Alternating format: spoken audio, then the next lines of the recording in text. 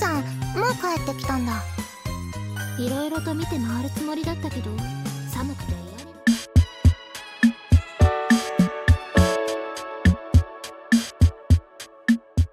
With so many releases this year, it's been kinda tough for me to invest into a visual novel, but I'm changing that with the English release of Aoi Tori. I initially became convinced of developer Purple Software's distinct storytelling capabilities with the release of Amotsutsumi, so I was glad to see more of their catalog released in the West. On that note, Aoi Tori is unlike their previous titles in many ways, even though it's kind of connected in the same universe, which shows me that this team has a depth of themes that they are willing to explore, and nothing about them is one note. なんだかお邪魔だったかな。いえ、なんでしょう。というか。Aoi Tori introduces Ritsu, the only male allowed at the religious school of Kirihara Academy for Girls. I know this probably sounds like an easy setup and pretty generic, but the story wastes no time unpacking Ritsu's usefulness to the students and faculty. Ritsu has a special power that brings peace and euphoria to those who come in contact with him. However, when the game opens up with Ritsu spending an evening with a couple female visitors, he exudes a sense of loneliness and unfulfillment in his role. As happy as he makes those he's with, he doesn't seem to share that same sentiment.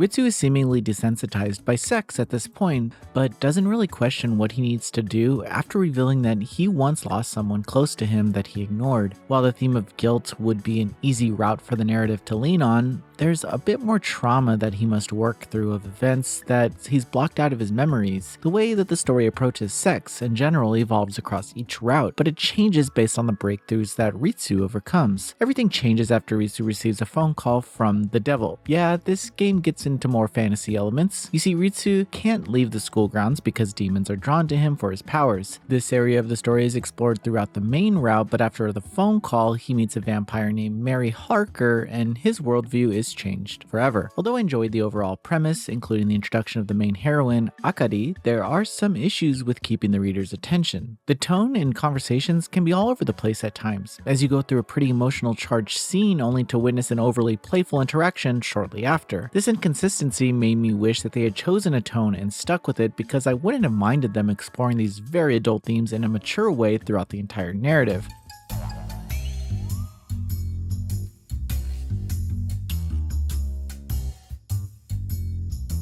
何か言いたいことはある？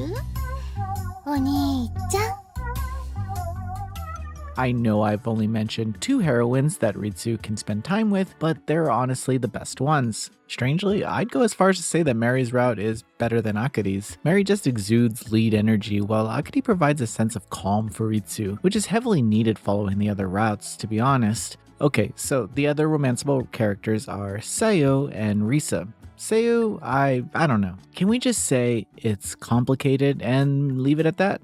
Okay, so Sayu is technically Risu's twin sister, and there is a route dedicated to her. I did find it kind of funny that they are twins, which means he's kind of effing himself, but I digress. Anyway, this is more of a slice of life route that adds nothing to the narrative. On the other hand, Sayu's presence in the other routes makes more sense, and she's a great supporting lead. Lastly, Risa is a teacher at the academy. We discover that she took Ritsu's virginity, which reveals some themes of past trauma that are not explored as much as they should be. For a route that has the most complicated and grounded foundation, the writing decides to not explore any of those themes. This is unfortunate because the result is that this is the most nothing route in the game due to the lack of depth. What's also interesting is how heavy-handed this narrative is, leaving you with little questions and spoon-feeding every detail to you, and yet it leaves you wanting more with Ritsu and Risa's relationship. All I'm asking is that the energy put into the main route be put into the other routes as well. When it comes to presentation, Aoi Tori features some nostalgic character illustrations with plenty of background CGs to highlight the pure size of the academy. Still, the illustrations are rather static, but there are some animations in terms of fire and particle effects in certain scenes. This leads me to the game's audio design, which is pretty great. If you're here for the adult content, I found this is definitely a game that should be played with the adult options turned on. The themes of the narrative rely heavily on these interactions,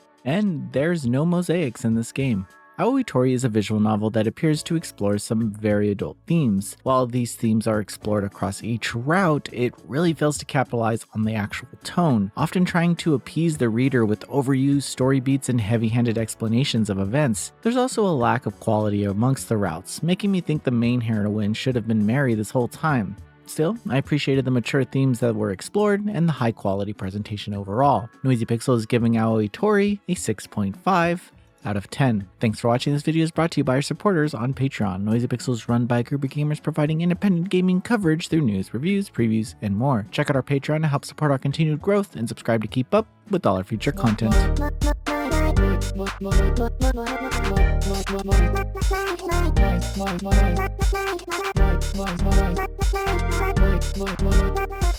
Noisy Pixel.